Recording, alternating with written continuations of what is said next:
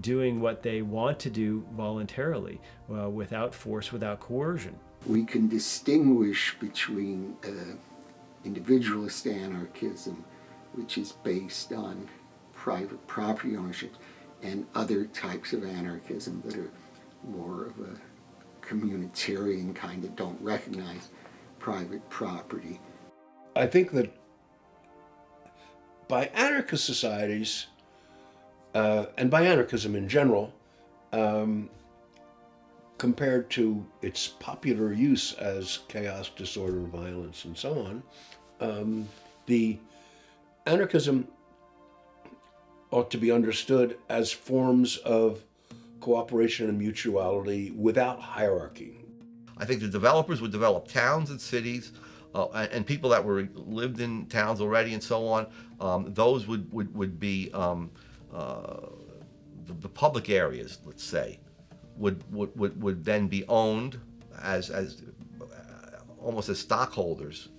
People in the town would be stockholders in those public areas. But I think you could have any number of organizations where people come together and form a variety of communal organizations, own communal property, have communally owned towns and cities and so on. Those could all certainly meet the definition. I think the key component there is that you would have a lot of choice about where you would live. In 1860, Paul-Émile Dupuit coined the term panarchy, which is a system that recognizes the individual's right to choose any form of government without being forced to move from their current locale. Panarchy, to me, is one of the next stages of human social evolution. Instead of pure anarchy, okay, which sometimes you might think of anarchy, or some people might think of anarchy as just being utopian, being fanciful. Panarchy is a way of describing arrangements where we don't make any sort of judgments about the kinds of civil association that people want to enter into, but they do that rather freely. And what's interesting about panarchy is it's different from polycentrism, which is another fancy P word that just means we're breaking up power into smaller jurisdictions and allowing for people to vote with their feet. If they don't like this jurisdiction, they can go to the other one. Polycentrism is this idea, and it's really important. You can join your Republican or Democrat or Socialist or what have you association and in your home. So instead of joining a party that fights over who gets to control 350 million people, say, a panarchic state of affairs would just be, if you believe in joining a kibbutz, or you believe in the Singaporean healthcare system, or if you believe in some other set of governance arrangements, be they hierarchical or decentralized, you can join those and you can exit them if they're not working out for you. You get a market in governance that is divorced from territory. We have to ask ourselves now in this day and age, why is it that rules have to be attached to territory always and in every case? They don't need to be. And in fact, for most things, the rules we live under are an artifact of conquest, or an artifact of, I was born on this patch of soil that long time ago was conquered by somebody who makes the rules on my behalf. It doesn't have to be this way. But the panarchist says, let's try different experiments and let's see who joins what civil associations. And then we can just have mechanisms for settling disagreements between those civil associations. Whether or not anarchists should utilize politics to try to shrink the state is a hotly debated topic. Recently, on the federal level, we got a right to try bill, which says that if you are suffering from a terminal disease and there's some experimental drug you might be able to take, we're going to give you the option to take it. But that began as on the state level, as a series of states began introducing right to try laws. Now, there's no authorization for a right to try law on the national level. They were just doing it. And as it turns out, they paved the way for a liberation that occurred on the national level. And you can go down the 10th Amendment Center.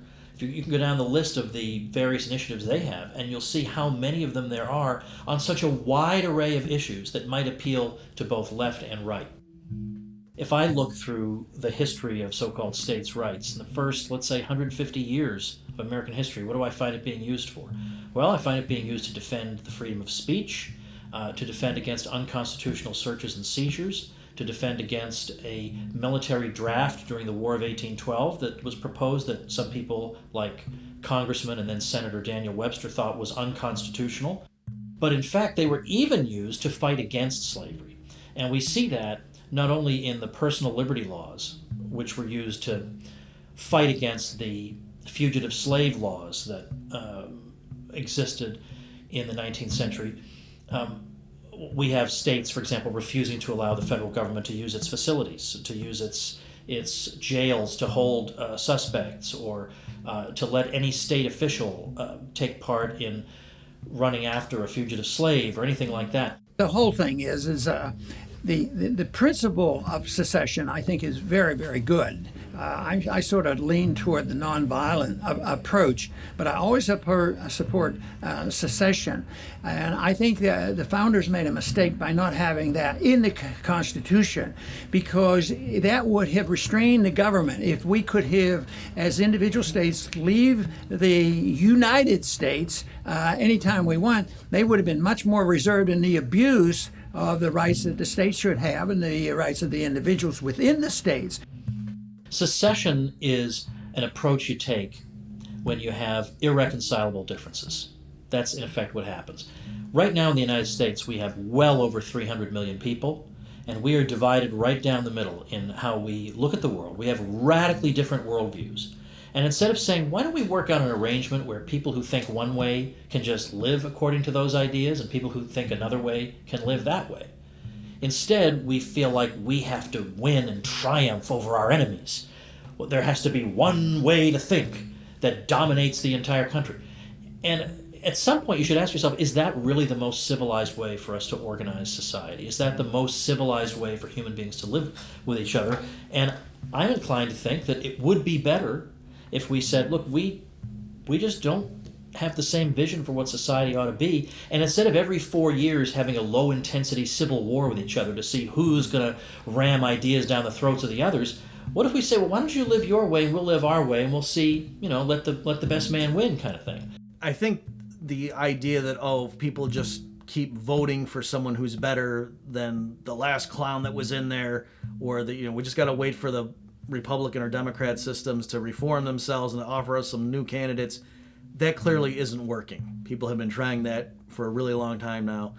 And so I think if you're disgusted by the current system and you agree the current system is crazy, the very least you can do is stop legitimizing it by voting every 2 or 4 years, because that's really the fig leaf that they hide behind, is to say, oh, well, this system is voluntary in a sense because look at these leaders were democratically elected. So I would just say I do believe most of the victories you're likely to have are going to come at your local level. You have no chance of influencing the U.S. Senate to do anything. But on your local level, well, you could, you might even know your local state legislator. I mean, he might actually live on your street. There is a possibility that you could get some tax repealed or some onerous regulation repealed. The next level of libertarianism below that would be minarchism.